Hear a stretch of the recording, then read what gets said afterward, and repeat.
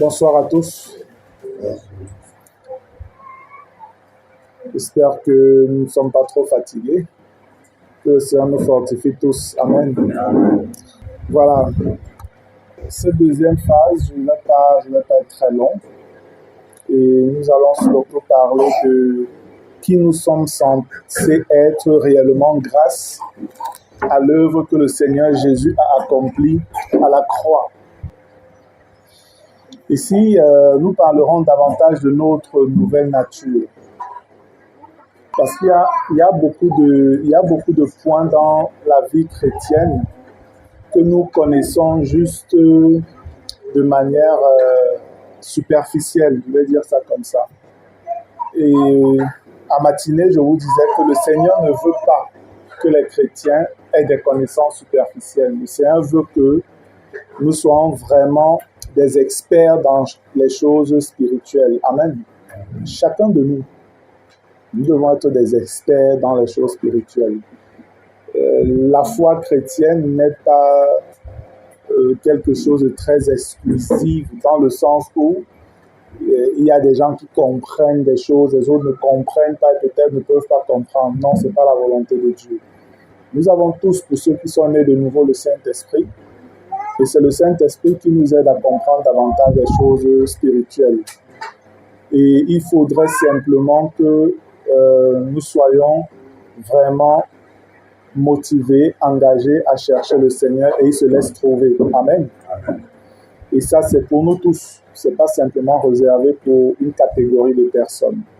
Et comme je l'ai dit, frère, le matin, vraiment mon fardeau en venant sur Ebolova, c'est que les bien-aimés comprennent davantage qui ils sont en Christ et qu'ils puissent pleinement profiter de l'œuvre que Jésus a accomplie à la croix.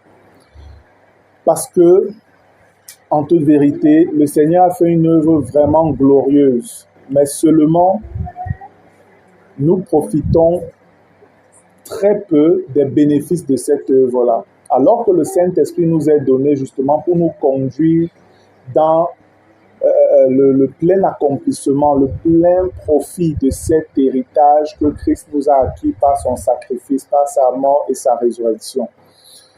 Il est donc bon que les chrétiens comprennent exactement comment la chose s'opère. Et la première chose, avant de regarder toutes les autres bénédictions qui peuvent découler de cela, c'est de pouvoir comprendre même réellement qui toi tu es en Christ. C'est ça qui est important. Nous allons donc parler un peu de nouvelle naissance et parler aussi de notre nouvelle nature.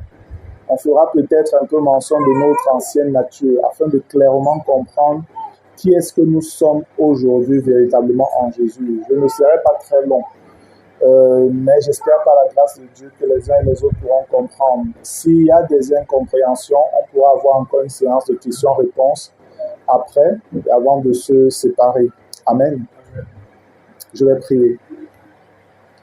Père éternel, nous voulons te rendre grâce une fois de plus pour ce samedi 18 novembre 2023, où tu nous rassembles dans cette ville d'Ebolova. Merci de nous avoir conduits, Seigneur, dans ta grâce jusqu'en ce lieu. Et merci déjà pour la matinée, pour tout ce que tu nous as donné de découvrir, Seigneur. Papa, nous avons davantage parlé de notre histoire, de notre relation avec toi, de toi qui es notre Créateur et nous tes créatures, et encore mieux, de toi qui es devenu notre Père par l'œuvre que Christ a accomplie à la croix, par le fait que nous avons été aujourd'hui tes fils adoptifs, Seigneur, en Jésus-Christ. Nous voulons te dire merci pour cela. Père, tout cela implique que nous partageons un même héritage avec Jésus, et nous avons besoin de connaître cet héritage pour pleinement en profiter à ta gloire, afin que le sacrifice de ton Fils ne soit pas vain, Seigneur, mais que nous n'allions pas simplement découvrir cela lorsque nous serons déjà dans les cieux, mais nous voulons le découvrir ici, maintenant que nous sommes sur la terre, connaître réellement notre héritage en Christ et en profiter pleinement, Seigneur, pour sa gloire au nom de Jésus. Je te supplie donc, Père, d'ouvrir notre saine intelligence, ô Dieu, et de nous accorder la grâce de comprendre tout ce que nous aurons à partager. Que ton Saint-Esprit lui-même nous dirige dans tout ce qui sera sujet d'édification pour chacun de nos papas, au nom puissant et glorieux de Jésus de Nazareth. Amen. Gloire à Dieu. Bien, voilà, bien-aimés, je vais encore un peu rentrer dans l'histoire, notre histoire, en nous parlant davantage de notre nature. Les êtres humains, en l'occurrence Adam et Ève, au début, nous savons qu'ils ont été créés par Dieu et ils étaient dans un état totalement pur, parfaitement pur. Mais nous savons aussi qu'ils se sont détournés en désobéissant à Dieu. Adam, dans sa nature parfaite, était vraiment parfait dans son esprit, dans son âme et dans son corps, sans péché. Tous les maux dont nous souffrons aujourd'hui, Adam ne les connaissait pas avant le péché. Maladie, les trucs comme tout ce qui pouvait être des états de souffrance, des douleurs dans le corps, toutes ces choses, la vieillesse qui a... Non, Adam ne connaissait pas ça. C'est avec le péché et les conséquences du péché qu'aujourd'hui nous ressentons réellement ces choses-là. C'est à tel point que ce que Dieu, au commencement, avait créé et avait jugé très bon, par la suite, le Seigneur parle de cela en termes de corruption. La corruption. Et nous savons que la corruption ne s'attaque pas fortement et directement d'un coup à une matière, même un corps.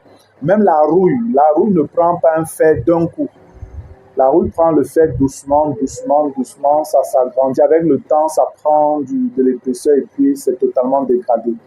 C'est exactement ce que le péché a fait dans la vie d'Adam et de Ève après qu'ils aient désobéi à Dieu. Une puissance de péché et de mort, quand ils ont désobéi à Dieu, est entrée en eux. Et c'était dans leur esprit que ça a commencé. Adam, tel que Dieu l'avait créé, était prédestiné à vivre éternellement avec Dieu. Mais à cause de la désobéissance, le péché est venu mettre fin à ce plan que Dieu avait prévu pour lui. Et la mort a commencé à agir. D'abord dans l'esprit d'Adam, spirituellement, parce que quand ils ont péché, on n'a pas vu Adam ou Ève tomber physiquement, non. Ils étaient toujours debout, ils pouvaient parler, ils pouvaient agir, mais il n'y avait plus de communion avec Dieu. Et le Seigneur Jésus nous révèle que Dieu est esprit et il faut qu'on l'adore en esprit et en vérité. La Bible nous dit que l'esprit répond à l'esprit. Donc, ce n'est pas à l'esprit que nous communions avec le Seigneur. Et cela avait toujours été ainsi. Adam ayant péché, la communion avec Dieu a été rompue. Adam ne pouvait plus avoir accès aux secrets, aux privilèges, aux mystères de Dieu. Cela devenait flou pour lui. Et entre-temps, le péché a commencé à faire son travail. C'est vrai, ils ont vécu, Adam en l'occurrence, un peu plus de 900 ans. Mais il a quand même fini par mourir. Ça montre que la corruption était là et elle a continué. Et pour terminer, le Seigneur, un décret divin nous donne de comprendre que la corruption n'hérite pas l'incorruptibilité. Et quand on parle de corruption, le contexte de 1 Corinthiens 15 parle ici de notre corps présent. Notre corps que Dieu avait fait parfaitement au départ, parlant surtout d'Adam et Ève, les premiers hommes, leur corps était parfait. Mais avec le péché, la corruption est entrée, la mort est entrée, la corruption a commencé à prendre forme et ils ont fini par aller jusqu'à la mort.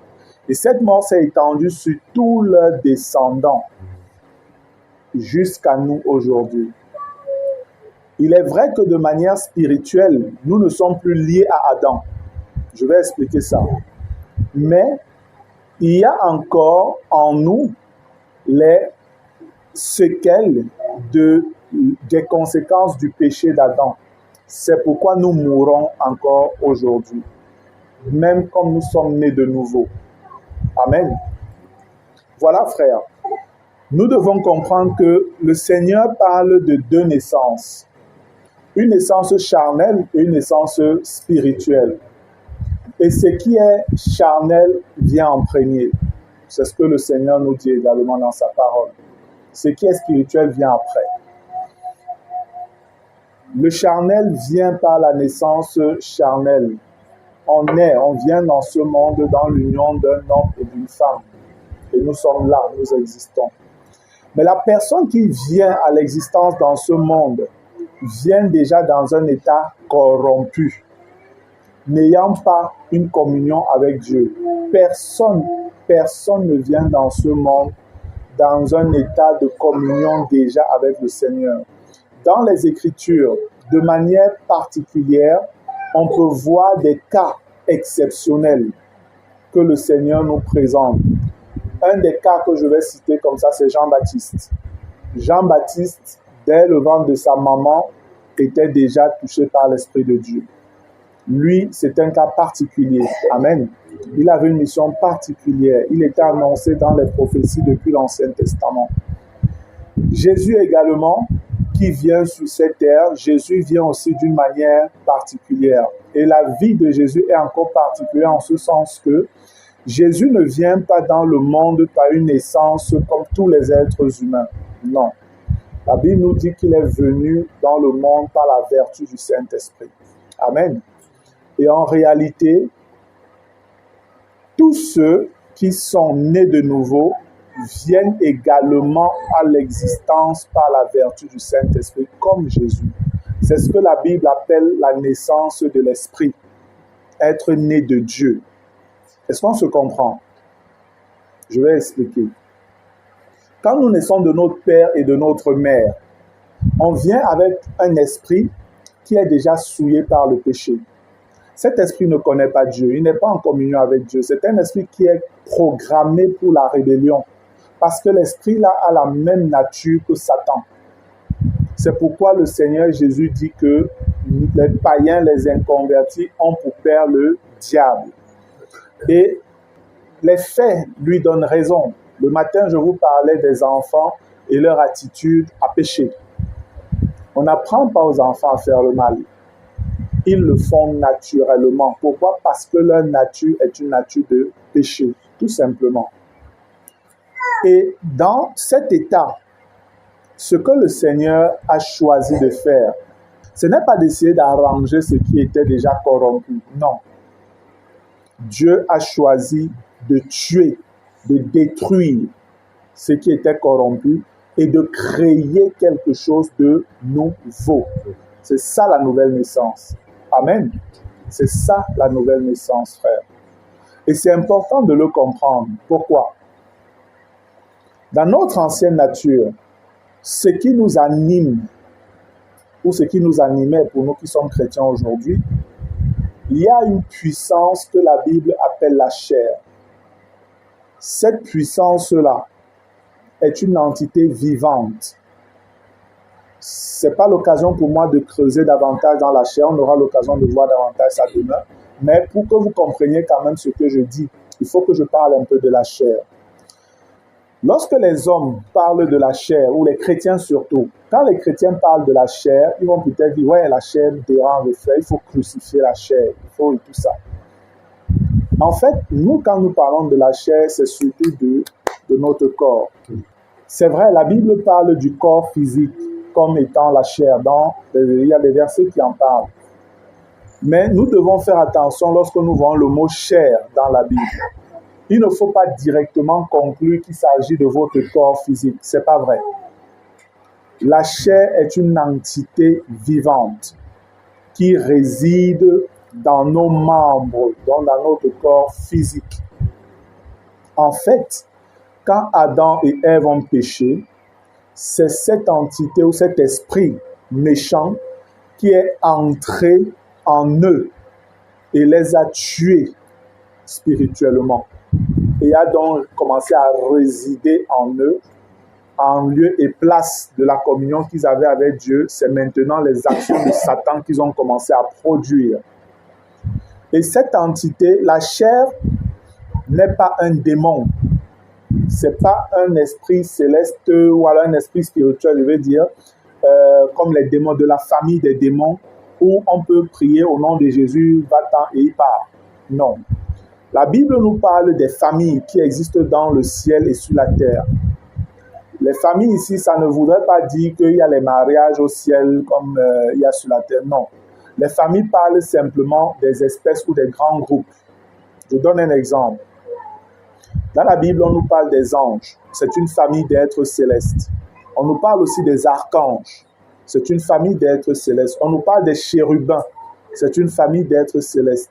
On nous parle même des êtres, des 4 êtres vivants. C'est une autre famille d'êtres célestes. Ainsi de suite.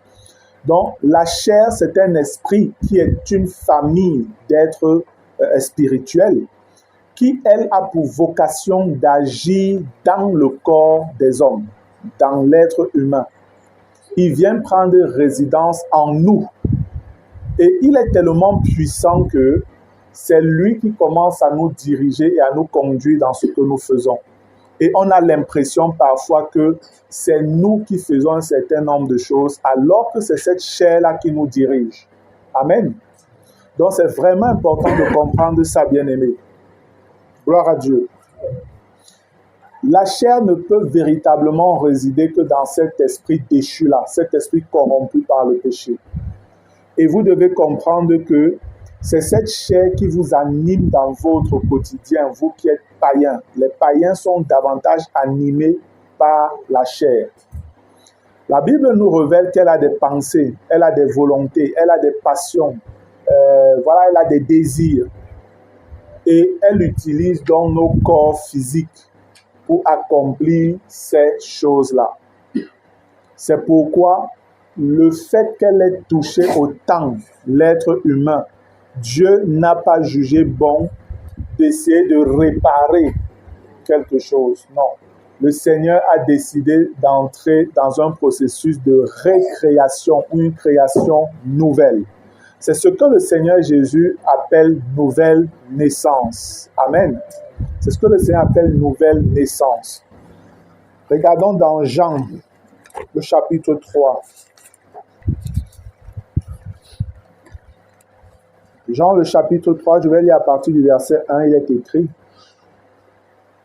Mais il y eut un homme d'entre les pharisiens nommé Nicodème, un chef des Juifs, qui vint, lui, auprès de Jésus de nuit, et lui dit, « Rabbi, nous savons que tu es un docteur venu de Dieu, car personne ne peut faire ces miracles que tu fais si Dieu n'est avec lui. » Jésus lui répondit, « en vérité, je te le dis, si un homme ne naît de nouveau, il ne peut voir le royaume de Dieu. » Nicodème lui dit, « Comment un homme peut-il naître quand il est vieux? Peut-il rentrer dans le sein de sa mère et naître? » Jésus répondit, « en vérité, je te le dis, si un homme ne naît d'eau et d'esprit, il ne peut entrer dans le royaume de Dieu. Ce qui est né de la chair est chair, et ce qui est né de l'esprit est esprit. Ne t'étonne pas que je t'ai dit, il faut que vous naissiez de nouveau. Le vent souffle où il veut et tu en entends le bruit, mais tu ne sais d'où il vient ni où il va.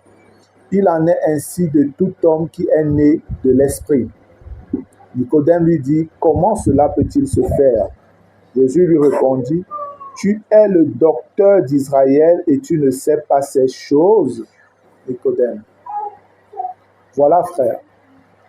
Lorsque nous regardons encore, on garde un Jean là, et puis on va dans 1 Corinthiens au chapitre 15. 1 Corinthiens 15, je vais lire à partir du verset 47. 1 Corinthiens 15, à partir du verset 47, il est écrit, « Le premier homme tiré de la terre est terrestre, le second homme est du ciel. » Nous savons qu'il est question ici des deux grands représentants de la race humaine. La race dans la chute et la race humaine dans la vie nouvelle, Adam et Jésus. Le premier homme tiré de la terre est terrestre, le second homme est du ciel. Tel est le terrestre, tels sont aussi les terrestres. Et tel est le céleste, tels sont aussi les célestes. Ici, il est question d'Adam et de Jésus. Et je vous ai dit que de la même manière que Jésus est né par la vertu du Saint-Esprit, c'est comme ça que nous aussi, chrétiens, nous naissons par la vertu du Saint-Esprit. Amen. C'est pourquoi on dit tel est le céleste, tels aussi sont les célestes. Le verset 49. Et de même que nous avons porté l'image du terrestre, nous porterons aussi l'image du céleste. Dans la vie avec Adam, dans notre état de la nature adamique, nous avons porté des conséquences liées au mal, au péché, à ce qui ne plaît pas à Dieu. Et le Seigneur nous fait comprendre que, de même, dans la vie en Christ, on portera aussi l'image de Christ. Donc, toutes les valeurs de Jésus seront aussi et sont notre partage pour nous chrétiens. Amen. Verset 50. Ce que je dis, frères, c'est que la chair et le sang ne peuvent hériter le royaume de Dieu et que la corruption n'hérite pas l'incorruptibilité. Ici, dans ce verset, le Seigneur révèle deux choses. Parfois, quand on le lit, on a l'impression que c'est la même chose. Non. Lorsque le Seigneur dit ce que je dis, frère, c'est que la chair et le sang ne peuvent hériter le royaume de Dieu. Le Seigneur est en train de parler ici d'une naissance humaine. La naissance humaine ne peut pas hériter le royaume de Dieu. Ça veut dire que quand tu restes un homme naturel, tu ne peux pas entrer au ciel. Et c'est ce que Jésus disait. Si quelqu'un est né de nouveau, il ne peut entrer dans le royaume de Dieu. Si quelqu'un est né d'eau et d'esprit. Et après, il dit, et que la corruption n'hérite pas l'incorruptibilité. Parlant ici de corruption, dans le contexte, on voit réellement qu'il est en train de parler de notre corps physique. Le Seigneur nous révèle qu'il est impossible pour nous d'entrer au ciel avec ce corps-ci. Parce que dans ce contexte, la corruption, c'est notre corps physique et l'incorruptibilité, c'est le royaume, c'est le ciel. Amen. Et c'est pourquoi, par la suite, on pourrait se poser, mais Seigneur, comment on va donc faire pour entrer là-bas? L'apôtre Paul, donc, au verset 51, dit, « Voici, je vous dis un mystère, nous ne mourrons pas tous, mais tous nous serons changés. En un instant, en un clin d'œil, à la dernière trompette, la trompette sonnera et les morts ressusciteront incorruptibles, et nous serons changés. » Alléluia. Il nous révèle ici donc comment on pourra entrer au ciel avec un corps. C'est un corps qui sera transformé, un corps qui sera changé, un corps glorieux. Ça ne sera pas avec notre corps-ci. Là, il parle au moment de la dernière trompette. Ici, il est question de l'enlèvement. Mais ceux qui meurent présentement, les chrétiens qui meurent présentement, vont directement au ciel. Ils vont directement au paradis, mais dans leur esprit et leur âme, ils vont directement au ciel. Les païens qui meurent présentement descendent directement en enfer, sous la terre. La Bible nous dit que l'enfer est sous la terre et le paradis est en haut dans les cieux. C'est ce que le Seigneur nous rend comme témoignage dans les Écritures. Il est donc important que nous comprenions la nouvelle naissance. Qu'est-ce qui se passe réellement? Pourquoi il faut que nous naissions de nouveau? Nous devons naître de nouveau parce que sans la nouvelle naissance, nous ne pouvons plus communiquer et communier avec Dieu. Amen. Nous ne pouvons pas être dans la présence de Dieu. Ce n'est pas possible. Nous serons détruits. Le Seigneur donc a choisi de créer quelque chose de nouveau. Et la chose merveilleuse, c'est que cette chose nouvelle que Dieu crée est à l'image de son Fils même. Et on nous dit que Jésus est à l'image de Dieu. C'est l'image de Dieu. Donc, nous sommes créés à nouveau en Christ à l'image de Dieu afin de pouvoir manifester sa ressemblance. Amen. Nous avons vu le matin que Adam a été créé à l'image et à la ressemblance de Dieu. Mais Adam a péché. Et Adam a commencé à produire des enfants à son image selon sa ressemblance. Et ça, c'était le mal, le péché, et on a vu les conséquences dans l'humanité. Jusqu'aujourd'hui, c'est ce que nous voyons. Mais avec Christ, c'est plutôt le contraire qui se produit. Quand le Seigneur crée un être nouveau à l'image du Père aussi, parce que être à l'image de Jésus, c'est être à l'image de Dieu. C'est seulement par la nouvelle naissance, frère, que le plan premier de Dieu est restauré en Christ. Nous qui étions en Adam à l'image et à la ressemblance de Satan, en Christ, maintenant, nous sommes revenus à l'image et à la ressemblance de Dieu. Amen. C'est ça, en fait, la nouvelle naissance. Et quand on parle donc de nouvelle naissance, c'est un processus spirituel et un acte souverain de Dieu. La Bible nous dit que nous naissons de nouveau en croyant en l'œuvre que Christ a accomplie à la croix. Et le Seigneur passe de plusieurs manières pour le faire, en réveillant les hommes à la conscience de leur état. Vous êtes des pécheurs et le jugement de Dieu est sur vous. La condamnation vous attend si vous ne vous repentez pas. Comment faire pour entrer dans la communion avec Dieu? Vous devez croire simplement en l'œuvre que Christ a accomplie à la croix. Et l'œuvre que Christ a accomplie à la croix, ce n'est pas simplement une œuvre liée au salut pour la vie éternelle, frère. Non, c'est une œuvre complète, riche, parfaite, de beaucoup de bénédictions. Et la parole nous révèle donc un tas de bénédictions liées à la nature nouvelle que nous avons en Jésus. Nous devons comprendre que les êtres humains, Dieu fonctionne avec nous selon notre nature. Il n'est pas question simplement des œuvres que tu poses. Il est question de ta nature.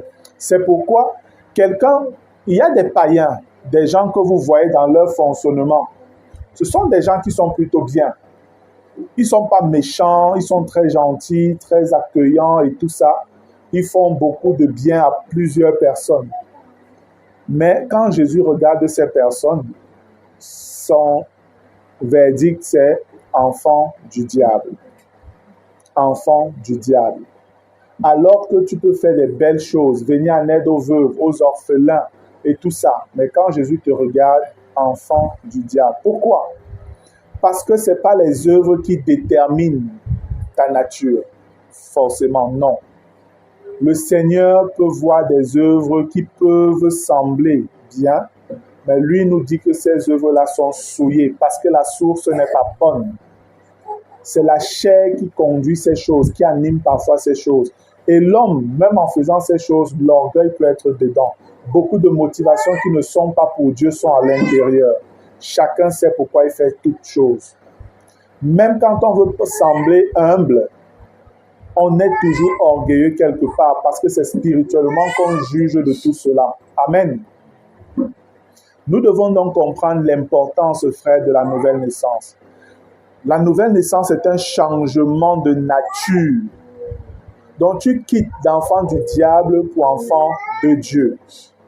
Et nous devons comprendre que la chair, cette puissance de péché dont j'ai parlé, elle, quand elle a touché Adam et Ève, elle est allée résider dans leur esprit. Elle a touché leur esprit et elle a résidé là. La mort a commencé à faire son travail. Mais quand nous arrivons en Christ, quelque chose de glorieux se produit. La puissance de péché qui était dans notre esprit est délogée et est maintenant envoyée au niveau de notre corps. Et c'est ce que la Bible dit, elle est dans nos membres. Et c'est à partir de nos membres que la chair nous attaque maintenant. Mais la chose merveilleuse aussi, c'est que dans notre esprit nouveau, Dieu fait habiter désormais son esprit. Alléluia. Et le Seigneur nous révèle clairement pourquoi. Regardons dans Ézéchiel, au chapitre 36.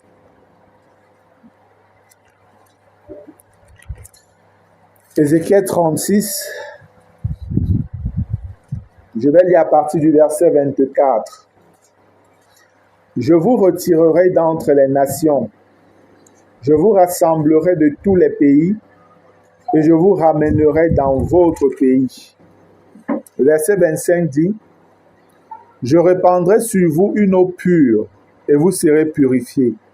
Je vous purifierai de toutes vos souillures et de toutes vos idoles. Verset 26. Je vous donnerai un cœur nouveau et je mettrai en vous un esprit nouveau. J'ôterai de votre corps le cœur de pierre et je vous donnerai un cœur de chair.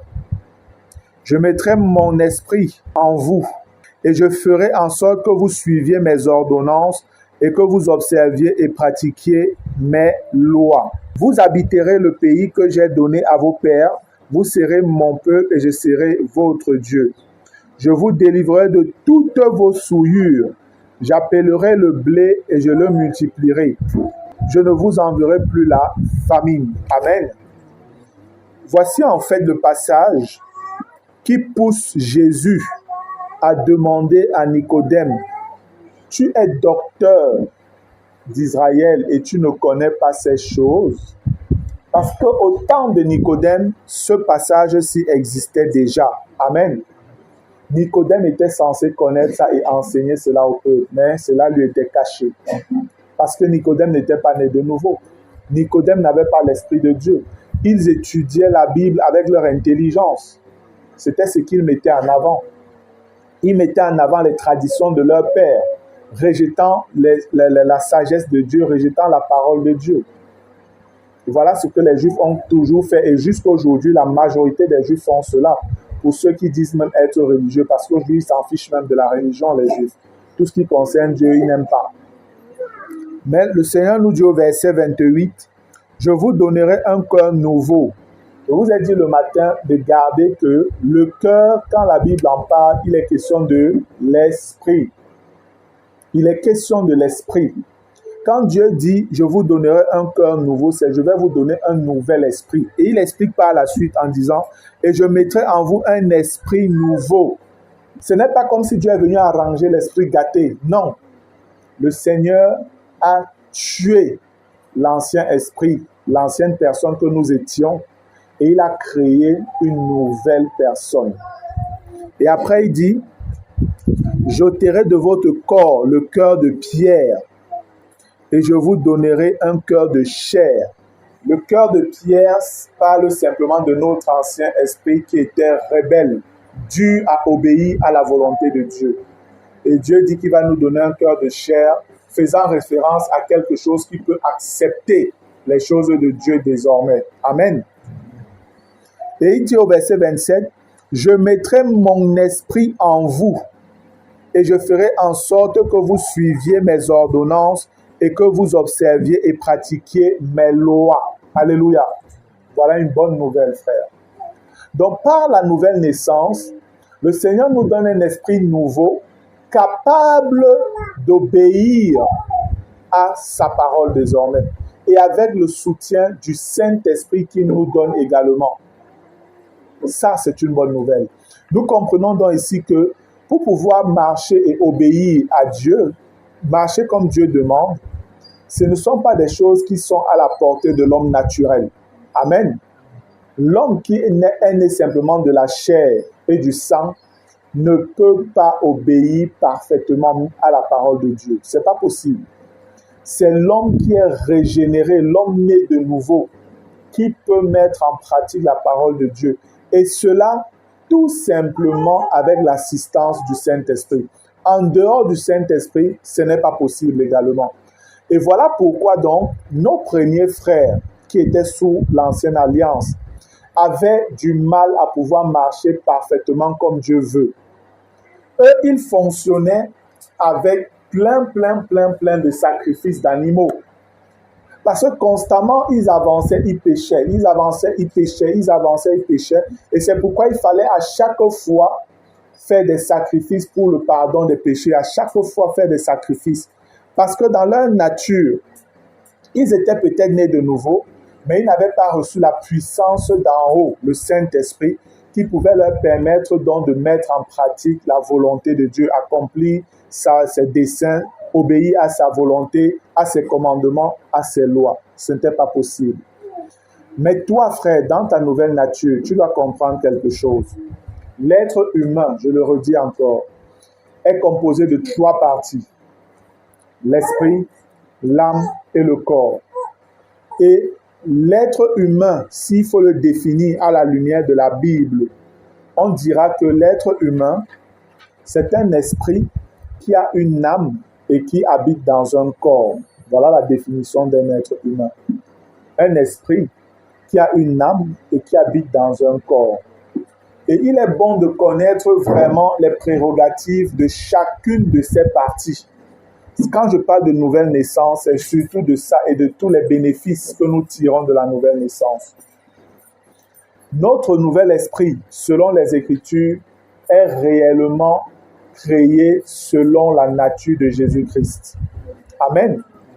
Regardons dans Éphésiens au chapitre 4.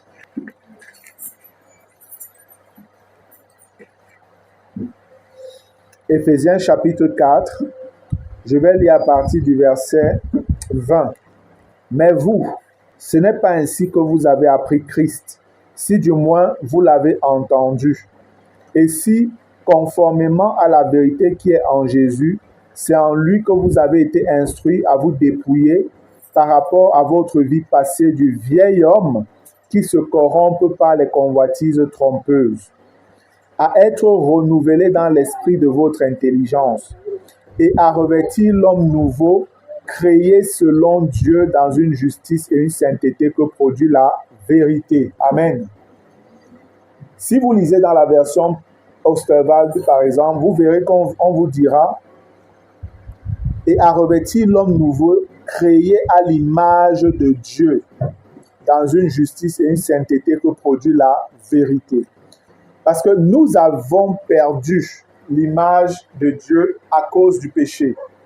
Mais ce passage nous révèle que, comme on l'a vu aussi déjà dans Ézéchiel, ce passage d'Éphésiens 4 nous révèle que par la nouvelle naissance, nous revenons à l'image du Seigneur. Amen. Nous revenons à l'image du Seigneur. Et cette image du Seigneur, de quoi est-ce qu'elle est composée? Dans notre esprit, est composé de quoi exactement, nous chrétiens? Pour le voir, on peut simplement rentrer dans Galates au chapitre 5. Galates, le chapitre 5, je vais lire à partir du verset 22. On va voir là ce que notre esprit renferme. On nous dit, mais le fruit de l'esprit, c'est l'amour, la joie, la paix, la patience, la bonté, la bienveillance, la foi, la douceur, la maîtrise de soi. Et après, on vous dit, la loi n'est pas contre ces choses. Ceux qui sont à Jésus-Christ ont crucifié la chair avec ses passions et ses désirs. Ici, on parle au passé. La chair a déjà été crucifiée par Christ. Amen. Nous avons simplement besoin de prendre connaissance de cela et entrer dans cette victoire de Jésus par la foi.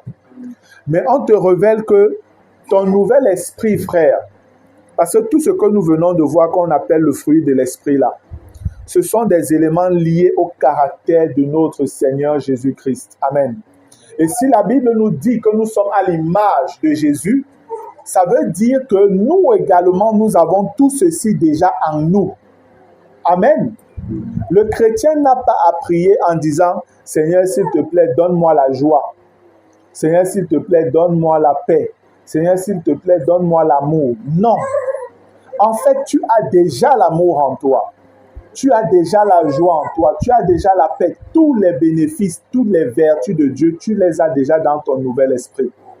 Le chrétien devrait prier « Père, apprends-moi à manifester l'amour. » Amen. Donc, que tu m'as déjà donné. Père, apprends-moi à manifester la joie que tu m'as donnée.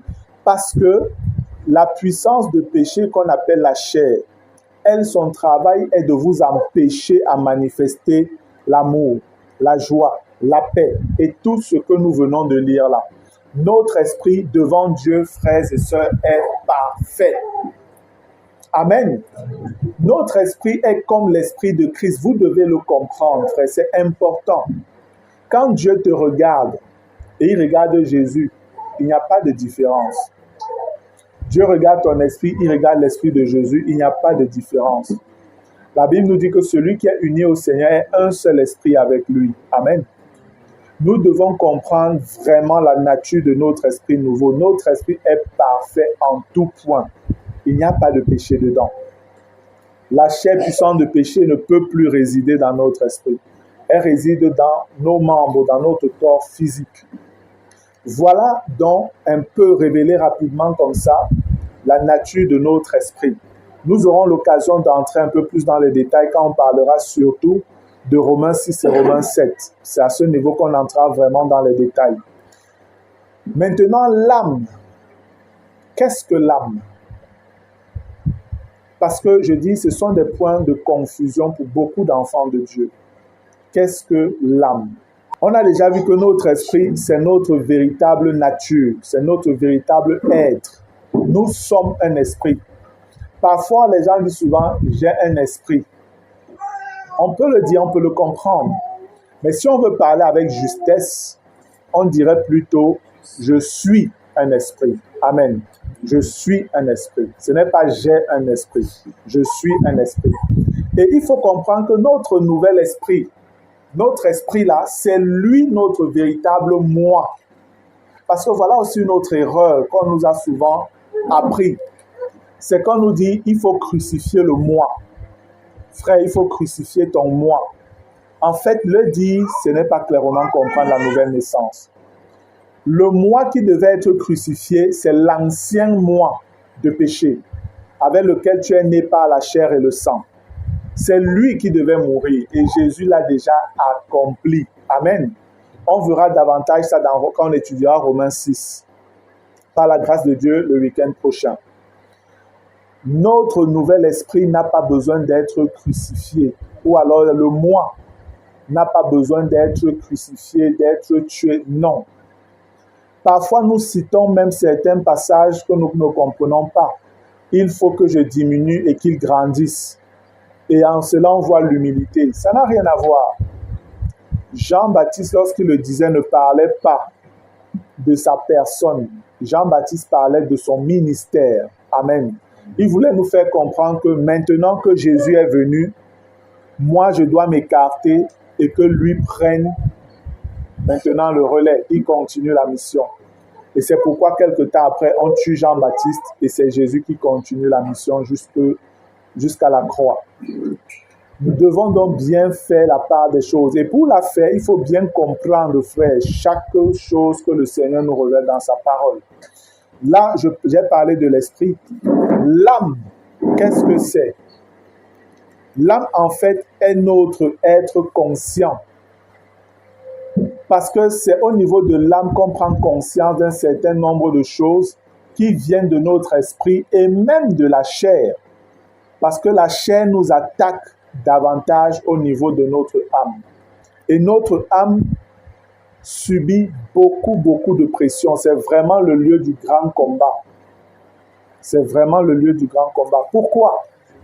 Parce que, frère, quand on parle de nouvelle naissance, on peut se poser la question, qu'est-ce qui est véritablement né de nouveau dans notre être? Est-ce notre esprit? Est-ce notre âme ou est-ce notre corps? La vérité, selon les Écritures, c'est que la seule partie de notre être en toi là, qui est née de nouveau, c'est notre esprit. Amen. La seule partie de notre être qui est née de nouveau, c'est notre esprit, qui est vraiment quelque chose de nouveau. Notre âme ne passe pas par la nouvelle naissance, encore moins notre corps, puisque nous voilà toujours. On est né de nouveau, on demeure la même personne sur le plan physique. Ce qui change réellement, c'est à l'intérieur, c'est notre esprit qui change. Par contre, l'âme, elle ne change pas, mais l'âme a besoin de purification et de sanctification afin d'agir conformément à la volonté de Dieu. L'âme a besoin de purification et de sanctification afin d'agir conformément à la volonté de Dieu. Amen. Et il y a un mystère qui se produit au niveau de notre âme quand nous naissons de nouveau. L'esprit est changé totalement. Et notre esprit a désormais les pensées de Dieu, les pensées de Christ, les volontés de Christ, les désirs de Christ. Tout ce que Dieu aime, notre esprit aime ça également. Mais il est vrai que parfois on ressent bien des conflits en nous avec même la volonté de Dieu. Quand on n'a pas compris exactement la nouvelle naissance, on peut croire que c'est nous qui avons un problème. Le problème ne vient pas de nous, le problème vient d'une puissance de péché que la Bible appelle la chair. L'âme est aussi le lieu de souvenir de notre vie passée. C'est au niveau de l'âme que tout ce que j'étais avant de naître de nouveau reste. Tout ce que j'ai fait avant de naître de nouveau, c'est au niveau de mon âme. C'est pourquoi, bien qu'on dise que je sois né de nouveau, une créature nouvelle, un esprit nouveau, j'ai encore quand même le souvenir de ma vie passée. Tous les péchés que j'ai commis dans le passé là, c'est toujours possible de me les rappeler. C'est parce que c'est au niveau de l'âme que les souvenirs là sont stockés. Lorsque le Seigneur parle de renouvellement de l'intelligence, en réalité, c'est au niveau de l'âme que la chose doit se passer. Amen. C'est au niveau de l'âme que la chose doit se passer. Parce que, ayant vécu une vie qui ne glorifiait pas Dieu avant, tu nais de nouveau. La chair qui t'inspirait la mauvaise vie que tu vivais avant, elle va continuer à t'attaquer en voulant que tu recommences ou alors que tu continues à vivre cette mauvaise vie-là. Si tu as pris conscience que la chair, elle est vivante et c'est elle qui mène ce combat, qui m'attaque ainsi, tu feras donc davantage attention dans ta manière de fonctionner. Et tu as besoin que ton intelligence soit renouvelée, que ton âme soit purifiée et demeure dans la sanctification. Et pour ça, frère, tu as besoin davantage de lire la parole. Amen. C'est pourquoi le chrétien doit beaucoup lire la parole et beaucoup prier. Le chrétien doit aussi assister aux rencontres des saints.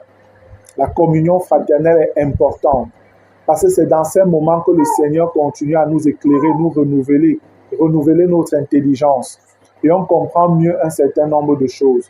Et plus tu as les lumières, frère, sur la vérité en Christ, moins ton âme reste dans les ténèbres. Plus tu as les lumières par la révélation de la parole sous l'esprit, plus ton âme est éclairée et tu peux facilement discerner les choses qui viennent de la chair et les choses qui viennent de l'esprit. Amen. Et à ce niveau, toi le chrétien, tu vas donc pouvoir clairement décider qu'est-ce que je fais dans cette situation. Lorsque la chair va t'envoyer ses désirs, ses pensées, l'Esprit de Dieu aussi sera en action. Et si tu es un chrétien qui est en communion avec Dieu par la lecture, par la prière et par toutes les autres activités spirituelles que tu peux mener pour ton édification, alors tu sauras discerner facilement que ça ne vient pas de Dieu, ça vient de Dieu. Et tu seras donc responsable de l'acte que tu poseras. Parce que tu comprendras clairement, voici la volonté de Dieu, voici la volonté de la chair.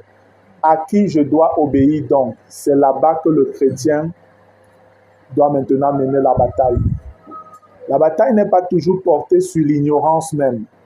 Parce que parfois, il nous arrive de connaître même ce qu'on doit faire. Mais comme ça ne cadre pas parfois avec peut-être les désirs de la chair qui nous animent, qui nous dominent encore, on se laisse plutôt aller du côté de la chair et on pêche. Et à force de le faire constamment et tout, on finit par comprendre que voilà un chrétien charnel. Parce qu'un chrétien spirituel n'est pas quelqu'un qui passe le temps dans le péché, pas du tout. Mais nous devons aussi comprendre qu'il est possible de naître de nouveau et de continuer à demeurer dans le péché. C'est pourquoi les chrétiens ont besoin d'être perfectionnés. Amen. La Bible nous parle du perfectionnement des saints, frères. Et le Seigneur Jésus nous dit que celui qui est saint se sanctifie encore. Que celui-là qui est pur, que tu te purifies davantage. Voilà en fait le langage du Seigneur. Nous devons donc comprendre que notre âme est une partie importante de notre être. Mais c'est aussi l'une des parties les plus dangereuses. Parce que si tu n'as pas maîtrisé ton âme par la révélation de ce que tu es devenu en Christ, frère, tu es susceptible d'être utilisé toujours par la chair pour commettre les choses qui ne glorifient pas Dieu. L'esprit est parfait, il n'a pas de problème. Notre âme est notre être conscient et c'est aussi le lieu où les souvenirs de notre vie passée sont stockés. Et la chair se sert de ça pour nous conduire dans le trouble quand on ne connaît pas la vérité. Mais quand on a déjà compris la vérité de la nature que nous avons, alors on peut savoir réellement comment réagir avec tout ce que la chair peut nous envoyer. On saura discerner clairement cela. Alléluia. Ça, c'est une chose importante. On reviendra davantage sur cette notion lorsqu'on parlera de la différence entre le péché et la tentation et comment marcher dans la victoire sur le péché. Maintenant, notre corps, ce n'est pas très compliqué. Quand nous naissons de nouveau, en fait, notre corps ne change pas. Amen. Notre corps ne change pas. J'étais martial tel que je suis quand j'ai cru, quand les gens qui m'ont connu, païens, mes amis avec qui on a grandi païens, quand ils me rencontrent en route, ils me reconnaissent. Amen. Parce que physiquement, tu ne changes pas. On te voit, oui, tu peux vieillir, oui, tu peux prendre du volume, du poids, ou tu peux maigrir. Il y a beaucoup de choses. Mais tu restes la même personne. Amen. Physiquement, quand quelqu'un t'a connu, te voit, il va te reconnaître. Par contre, frère, si vous avez connu Augustin tel qu'il est, Augustin païen, pécheur, vous l'avez connu spirituellement, peut-être vous voyez son esprit. Vous voyez son esprit. Vous pouvez venir, chaque fois vous voyez Augustin, vous fonctionnez avec lui, vous le voyez spirituellement. Je parle ici de son esprit. Hein. Lorsque Augustin va naître de nouveau, vous viendrez toujours dans la maison-ci. Vous le verrez assis. Quand vous allez entrer, vous allez le saluer. Bonjour monsieur. Excusez-moi, est-ce que je peux voir Augustin? Est-ce que vous comprenez? En fait, ce qui se passe, c'est qu'il a réellement changé.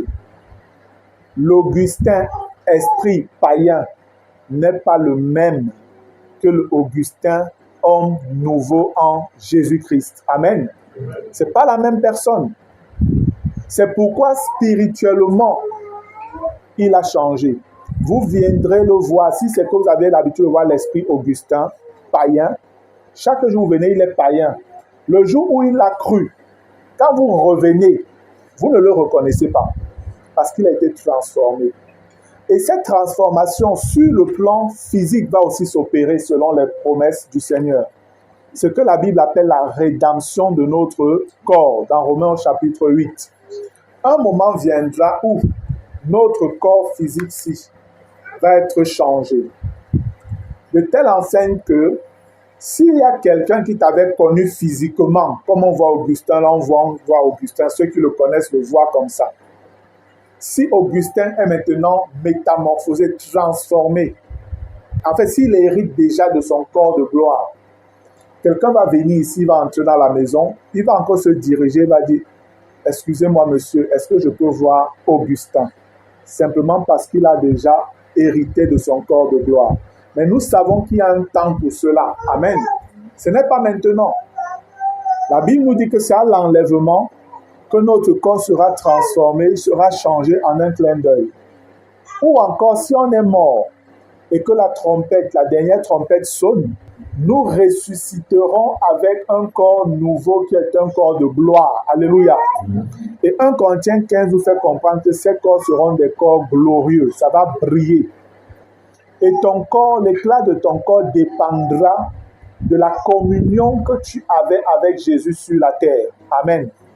Si tu étais proche de Jésus, tu brilleras beaucoup plus. Amen.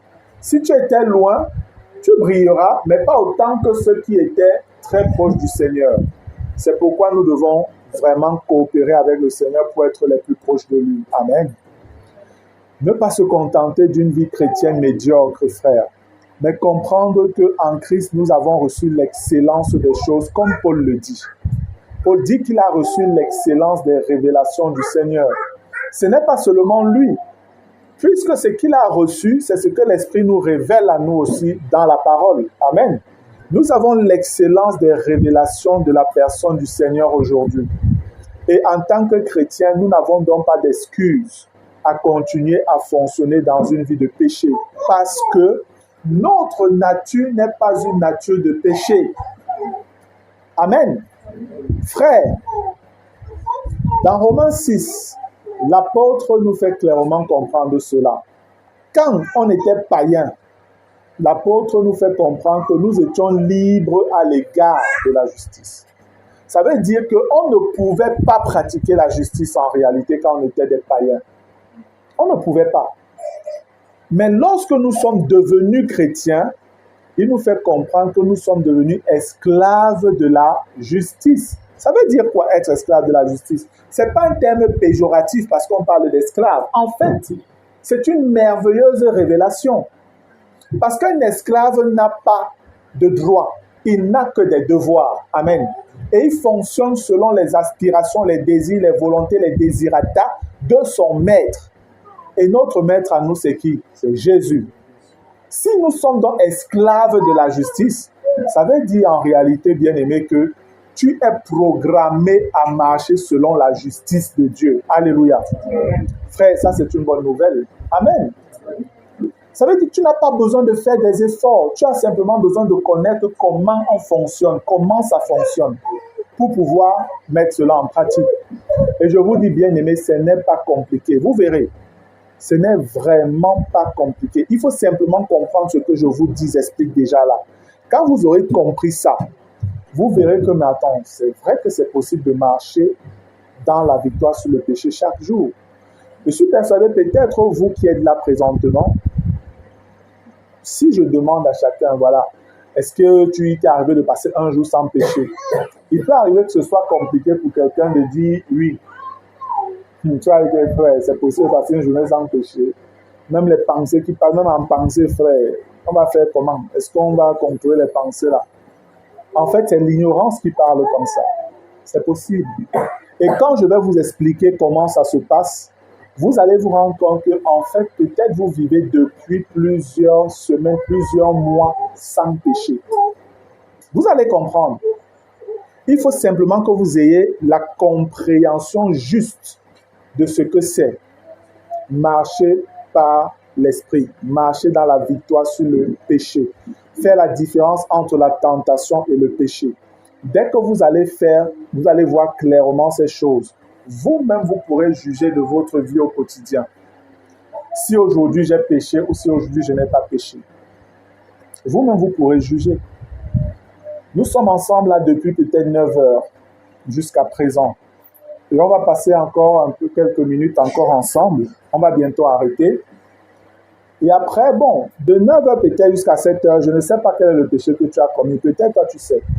Mais moi, je ne sais pas. Mais je suis presque persuadé qu'il est fort possible que tu n'aies commis aucun péché. Je peux vous le dire. Je sais pourquoi je le dis. Vous allez comprendre plus tard. Mais toi, tu peux même penser que non, j'ai quand même commis un péché. J'ai quand même pensé à ça. Il y a quand même ça qui est venu. Il y a quand même ceci qui est venu. En fait, c'est l'ignorance qui parle. C'est tout simplement l'ignorance qui parle.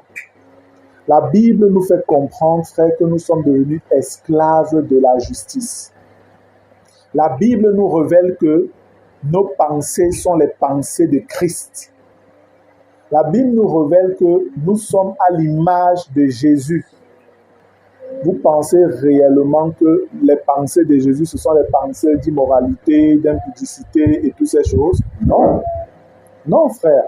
Regardons un peu les pensées de Jésus. Allons dans Philippiens. Que le Seigneur vous fortifie. Je sais qu'on est fatigué. On va bientôt arrêter.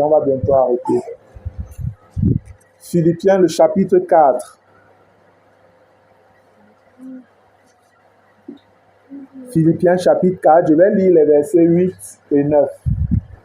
Il est écrit: au reste, frères, que tout ce qui est vrai, tout ce qui est honorable, tout ce qui est juste, tout ce qui est pur, tout ce qui est aimable, tout ce qui mérite l'approbation, ce qui est vertueux et digne de louange, soit l'objet de vos pensées. Alléluia. Voilà, frère, ce qui fait l'objet des pensées de Jésus. La Bible dit que ça doit faire également l'objet de vos pensées. Verset 9. Ce que vous avez appris, reçu et entendu de moi, et ce que vous avez vu en moi, pratiquez-le, et le Dieu de paix sera avec vous. En fait, ces deux versets-ci nous révèlent ce qu'on a vu le matin. L'image et la ressemblance de Dieu. L'image vous est présentée au verset 8. on vous présente toutes les vertus de Dieu, tout ce qui fait la personne du Seigneur dans ses pensées. Amen. Et on vous dit, ces choses-là qui sont à l'intérieur, vous devez maintenant les pratiquer, la ressemblance. Je vous ai dit, l'image, c'est tout ce qui est à l'intérieur. La ressemblance, c'est le fait de faire sortir cela et de vivre cela, de manière à ce que quand les gens vous voient vivre, ils voient Christ en train de se manifester. Alléluia. Et c'est ça la vraie vie chrétienne, frère. C'est ça la vraie vie chrétienne. Nous devons comprendre que Dieu nous a donné déjà une nature parfaite. Une nature qui est conditionnée à aller vers le bien, à faire le bien. Nous, chrétiens, frères, dites-moi un peu, si vous dites que vous êtes chrétien, vous êtes né de nouveau, qui parmi vous là, je vous pose la question, qui parmi vous ici ne veut pas obéir à tout ce qui est écrit ici? Il lève le doigt. Je vois seulement les sourires, chacun secoue la tête. Je pose la question autrement. Vous êtes des enfants de Dieu. Qui parmi vous aimerait obéir à 100% à tout ce que Dieu dit dans sa parole ici? Ah, tous les doigts sont debout. En fait, cette attitude révèle votre nature nouvelle. Cette attitude révèle votre nature. Parce que votre nature n'est plus une nature de rébellion. Votre nature désire obéir à Dieu. Mais le problème, c'est que vous voyez encore faible. Vous voyez encore misérable. Vous voyez encore pas encore spirituel. Vraiment, ce n'est pas facile. On veut, mais on n'y arrive pas. On ne veut pas, mais on fait quand même. On est dans cette bagarre-là et on est parfois découragé. C'est l'ignorance tout simplement, frère. C'est tout simplement l'ignorance. Parce que le Seigneur nous fait comprendre que si nous faisons ce que nous ne voulons pas, ce n'est pas nous qui le faisons. C'est le péché qui habite en nous. On va bien voir ça quand on verra Romains 7. Je vais très bien vous l'expliquer. Et vous allez voir comment vos yeux vont s'ouvrir et ce sera simple par rapport à votre vie, frère. Ce n'est pas compliqué. Marcher par l'esprit n'est pas quelque chose de difficile. Nous avons été habitués à lire des livres chrétiens écrits par des hommes de Dieu très spirituels qui disent des choses tellement parfois compliquées qu'on se dit que Massa, je vais arriver là-bas quand? Moi aussi, je vais faire comment pour arriver à vivre le genre de vie là? Non. En réalité, frère, Dieu ne peut pas nous demander quelque chose qui soit au-dessus de nos forces. Voilà la vérité. Amen. Si le Seigneur nous demande de marcher par l'Esprit, c'est parce que lui a déjà pris toutes les dispositions pour que cela soit possible. Notre problème, c'est l'ignorance. Mon peuple est détruit parce qu'il lui manque la connaissance. Gloire soit rendue à Jésus parce qu'il nous dit après, vous connaîtrez la vérité et la vérité vous affranchira. Voilà ce sur quoi nous devons marcher. Connaître toujours la vérité, apprendre à connaître la vérité. Et quand nous l'avons connue, frère, nous sommes réellement affranchis dans beaucoup de domaines de notre vie. Et nous irons toujours comme ça de progrès en progrès jusqu'à ce que le Seigneur vienne achever cette œuvre-là par l'enlèvement. Amen. Nous ne devons pas être découragés. Moi, je vous apporte une bonne nouvelle et une véritable bonne nouvelle. C'est possible de marcher, frère, sans être dominé par le péché. Je vous dis la vérité. C'est possible de marcher et le péché est loin de vous. Vous marchez, vous êtes toujours dans la joie, vous êtes toujours dans la paix, vous êtes toujours tranquille dans votre esprit. Vous n'êtes pas dans la culpabilité de « je suis tombé ici, j'ai encore fait ça, j'ai encore telle pensée, telle chose s'est encore produite » et vous êtes toujours gêné. Parfois même venir au milieu des frères pour les rencontres, vous vous sentez sale, souillé parce que peut-être telle pensée est venue, peut-être telle parole est sortie. Toutes ces choses-là, c'est l'ennemi qui le manipule au travers de la puissance de péché et de mort qu'on appelle la chair. Nous allons prendre la peine de connaître vraiment ce que c'est que la chair et comment elle fonctionne. Là, je vous dis un peu quelle est votre nouvelle nature, pour que quand on parlera de la chair, vous compreniez aussi quelles sont ses actions. La parole nous révèle que nous avons principalement 4 ennemis. Notre premier véritable ennemi, c'est qui? C'est la chair. Gloire à Dieu que vous dites que c'est la chair. Vous aurez posé la question à certains chrétiens, vous aurez dit Satan. C'est pas Satan. C'est pas Satan. Notre premier ennemi, le plus dangereux, c'est la chair. Pourquoi? Parce que la chair, vous l'avez en vous. La chair est dans votre corps, dans vos membres. Partout où tu pars, elle est avec toi. Tu dors, elle est là avec toi. Même dans les rêves, elle t'attaque. Oui, frère. Même dans tes rêves, la chair t'attaque. Tu es dans n'importe quelle posture. À l'assemblée, elle est là avec toi. Elle ne fuit pas. Elle est là avec toi. Cherchant à te distraire, cherchant à te faire dormir. Il y a toujours des choses qu'elle essaye de faire pour que tu n'écoutes pas bien ce qui est dit. C'est le travail de la chair. Oui, c'est le travail de la chair, frère. Parce que je vais vous dire, si j'arrête de parler maintenant et qu'on dit qu'on a terminé, vous n'aurez pas envie de dormir. Vrai ou faux? Ça veut donc dire que vous n'avez pas vraiment sommeil. Mais c'est la chair qui est en train de vous dire que ton corps ne donne pas, dors un peu.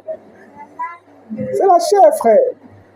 Je dis, j'arrête de parler là maintenant, ce que je dis là. Vous allez voir comment vous allez vous lever, ça sera les commentaires, les divers. Personne ne va dire que je n'ai pas dormi. Personne ne va dire que je n'ai pas dormi. Alors que là maintenant, on a l'impression que si on ne vous laisse pas, vous allez tomber sur le manque de sommeil. Non, frère, c'est la chair qui fait son travail. Je vous dis, c'est la chair qui fait son travail. Quand vous allez connaître les actions de la chair, vous allez comprendre que, wow, c'est quoi cet ennemi-là? Après la chair, c'est le monde. C'est le deuxième ennemi, le plus dangereux. Et le monde parle de tout ce qui nous entoure. Tout ce qui nous entoure, le monde. Le portable, c'est le monde. Ma soeur, si peut être le monde pour moi. Mon frère, là, peut être le monde pour moi. Ma femme peut être le monde pour moi. Mes enfants peuvent être le monde. Mes amis, mon travail, la télé, tout ça peut être le monde pour moi. Pour m'entraîner dans le péché avec les pulsions de la chair derrière. Le troisième ennemi, ce sont les démons. Les puissances, les ténèbres, les esprits méchants. Ce sont les démons. Le quatrième ennemi, c'est Satan. Satan vient en dernier. La chair vient en premier. Je vous l'ai expliqué. C'est parce que la chair est dans vos membres. Vous fonctionnez avec. Partout où vous partez, elle est là. Le monde aussi vous entoure. Partout où vous fonctionnez, le monde est là. Le frère Augustin a une moto, n'est-ce pas? La moto, là, peut être le monde. Parce qu'il peut vouloir sortir un moment, la moto de ma puis ça l'énerve à un point que il rentre ici, la soeur lui parle, il répond mal à la soeur. Ça l'a déjà vaincu. Vrai ou faux? Ça l'a déjà vaincu. La soeur ne lui a rien fait, mais la moto réussit à l'énerver. Jusqu'à il vient maintenant commencer à parler mal à la soeur ou taper un enfant. C'est ça en fait. Tout ce qui nous entoure est susceptible d'être le monde pour nous faire pécher. Les démons maintenant, eux, ce sont des mauvais esprits qui cherchent les moindres occasions pour nous créer des problèmes. Les démons sont là pour nous perturber, essayer d'attaquer les enfants par des maladies, essayer de détruire même nos activités, de faire un certain nombre de choses. Et nous devons avoir du discernement sur ces choses-là. Ou parfois, tu veux même faire ton activité, c'est à ce moment que ta roue se casse. Tu dis, mais la roue, elle avait quel problème? Elle n'avait pas, comment ça se casse maintenant? Tu veux faire telle chose, tu pars, tu vois que tes maïs que tu avais mis, que tu allais planter, tous les champs ont tout mangé. Tu te mets. Comment le truc, ça fait comment? Une nuit, tout ça. Ce sont les démons. Les démons savent attaquer nos choses comme ça. C'est pourquoi nous devons prier aussi, demandons au Seigneur de nous protéger, protéger nos possessions. Amen. Nous devons le savoir. Et en dernier, c'est Satan. Satan, il est dangereux, c'est vrai. Mais en réalité, Satan ne peut pas trop nous influencer. Pourquoi? Parce que Satan n'est pas Dieu. Satan est limité à sa seule nature. Satan n'a pas, par exemple, le don d'ubiquité.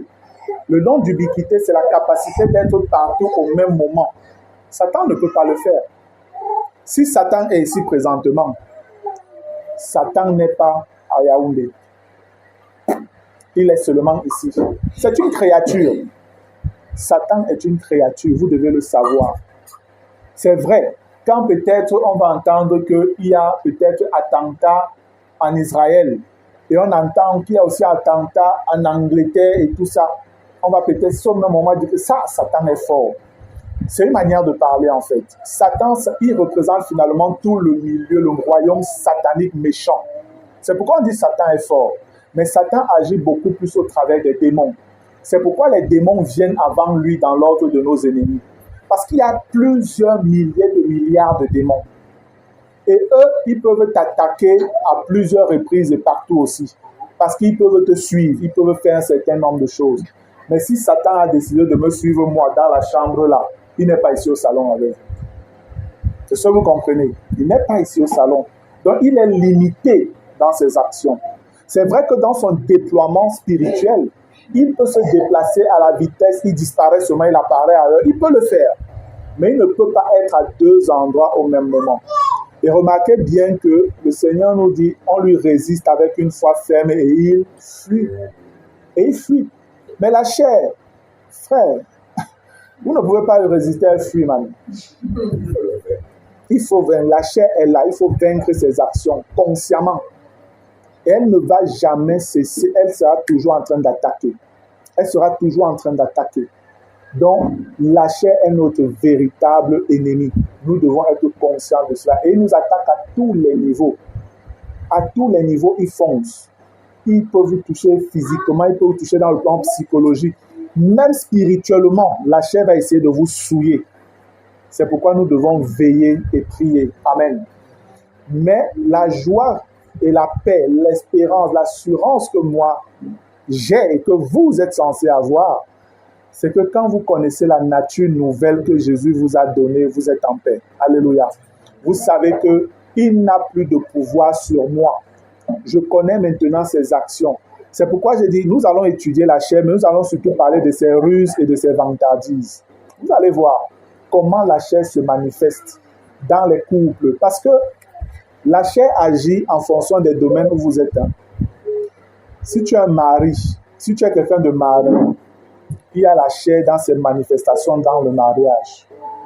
Vous devez connaître ça. C'est elle qui crée les problèmes dans les foyers, même des chrétiens. Vous allez voir des frères, parfois vous allez entendre qu'un frère bat sur sa femme ou bien ils ont des problèmes, ils crient sur sa femme. Vous pouvez dire, ah, c'est des faux chrétiens, comment un chrétien peut faire ça? C'est vrai, on peut le juger aussi facilement. Mais en vérité, frère, c'est parfois l'ignorance qui fait ça. C'est simplement parce qu'ils sont dominés par la chair. Moi, j'ai connu plein de couples comme ça.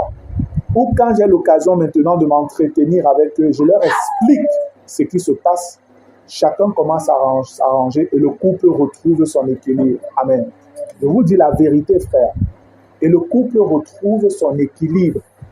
C'est souvent parce qu'on ne connaît pas, qu'on est donc dans des conflits comme ça. Parfois avec les enfants, ça ne va pas. Au boulot même, avec ses collègues. C'est toujours les tensions avec les collègues. C'est toujours les tensions avec les collègues. C'est simplement parce que vous n'avez pas compris comment la chair agit en vous et aussi en vos collègues. C'est ce qui est merveilleux avec le Seigneur, c'est que Dieu nous révèle les actions de la chair, non seulement chez nous, mais aussi chez les autres. Ça fait que vous pouvez anticiper les comportements de vos collègues ou des personnes qui sont face à vous. C'est pourquoi on nous fait comprendre que Jésus n'avait pas besoin qu'on lui rende témoignage de quelqu'un parce qu'il savait ce qui était en l'homme. Il savait comment la chair agissait en l'homme. Il n'avait pas besoin qu'on lui rende témoignage. Il savait comment la chair agissait en l'homme. Et nous, chrétiens, frères, nous avons la même nature que Christ dans notre esprit. À la seule différence que Jésus, lui, il est Dieu. Il est créateur et nous, nous ne le sommes pas. Amen. Mais en termes de nature de création, de nouvelles créatures, nous avons la même nature. Nous sommes comme lui. Et ses vertus sont les nôtres également. Et nous devons le croire. Et nous devons prier. Seigneur, apprends-moi davantage à manifester ma nature nouvelle qui est la tienne aussi. Seigneur, apprends-moi à manifester cette nature nouvelle dans mon foyer. Seigneur, apprends-moi à manifester cela dans mon lieu de service. Seigneur, apprends-moi à manifester cela dans ma relation avec ma femme, avec mes enfants, avec mon mari. Voilà comment nous devons prier. Quand vous allez bien comprendre ces choses, frères, même votre manière de prier va changer. Même votre manière de prier va changer. Il est important donc de comprendre notre nouvelle nature en Jésus-Christ. Amen. Nous sommes un esprit et nous avons une âme. Nous résidons dans un corps. Alléluia. Notre esprit est notre véritable moi, notre véritable être, notre véritable nature. Elle n'a pas besoin d'être crucifiée, elle n'a pas besoin de mourir, tu fais tuer le moi, elle n'a pas besoin, non.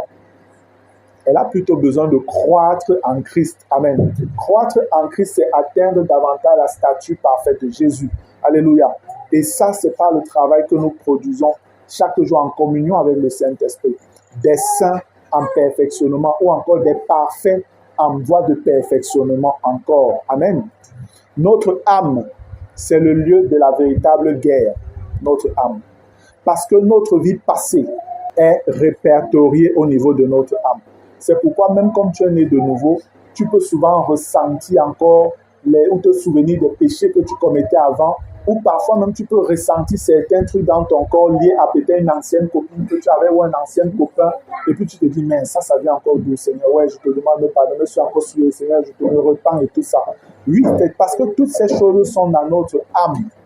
Et la chair s'amuse constamment à nous ramener ça. Et quand on ne connaît pas comment gérer ça, ça nous trouble beaucoup. Notre corps est encore dans la corruption et il va subir la fatigue, la vieillesse, les maladies et tout ce que, voilà, même les païens subissent. Dieu peut faire grâce dans sa souveraineté de nous guérir de certaines maladies. Amen. Mais Dieu n'a jamais dit, mes enfants ne seront jamais malades. Dieu n'a jamais dit, la maladie ne peut pas tuer un de mes enfants. Jamais le Seigneur n'a promis cela. Parce qu'il sait que ce qui est important, ce n'est pas ce corps-ci présentement, c'est plutôt l'esprit qui est à l'intérieur. Amen. Bien que le Seigneur nous dit qu'il a besoin de nos membres comme instruments de justice pour sa gloire. C'est pourquoi le chrétien doit veiller à la sainteté de son esprit, de son âme et aussi de son corps. Les chrétiens n'ont pas le droit de s'habiller n'importe comment. Les chrétiens n'ont pas le droit de faire n'importe quoi sur leur corps parce que leur corps ne leur appartient plus. Il appartient à Jésus-Christ. Amen. Nous sommes devenus esclaves de Dieu et nous devons savoir agir de manière à ne pas créer de confusion même dans la tête des païens. Mais que même par notre mise extérieure, que les gens puissent comprendre que ces gens-ci ou cette femme ou ce monsieur, il est différent. Alléluia. Voilà frère, je pense que je vais m'arrêter là. Nous aurons l'occasion d'entrer vraiment dans beaucoup de détails à partir de demain. On parlera demain davantage des ennemis du chrétien, ouais. Et on parlera aussi de la différence entre la tentation et le péché. Ce sont les points que nous aurons surtout à toucher demain. Voilà, que le Seigneur vous bénisse. Je vais prier pour rendre grâce au Seigneur. Père éternel, nous voulons te remercier une fois de plus pour cet après-midi. Papa, merci pour la manière dont tu nous as conduits. Merci pour tout ce que tu nous as encore révélé. Que toute la gloire te revienne. Père, je prie que tu continues à nous instruire par ton onction en nous, le Saint-Esprit, et que nous puissions véritablement entrer dans cette vie de victoire sur le péché et marcher par l'Esprit comme tu le désires. Papa, c'est pour cela que tu as voulu que ton Fils aille à la croix. Il est allé, Seigneur, il a souffert le martyre pour Dieu, pour nous sauver de notre nature pécheresse et de nous donner une nature nouvelle, à ton image selon ta ressemblance, Papa. Nous te remercions pour cette grâce excellente que nous avons en toi par ton Fils Jésus. Et nous prions que tu nous donnes, Seigneur, de découvrir de plus en plus qui nous sommes réellement devenus en toi et de marcher, Seigneur, conformément à ces lumières. Seigneur, je veux te bénir encore pour tous mes frères et sœurs qui ont pu être là. S'il te plaît, renouvelle leur force et accorde-leur du repos et donne-nous de nous retrouver demain, Seigneur, pour la deuxième journée et bénis-nous davantage encore au nom de Jésus-Christ. Amen. Gloire à Dieu.